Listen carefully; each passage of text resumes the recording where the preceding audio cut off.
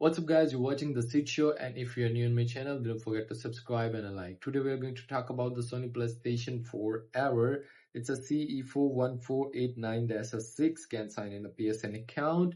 So I'm just going to share my screen on my left side, and here we are at the screen.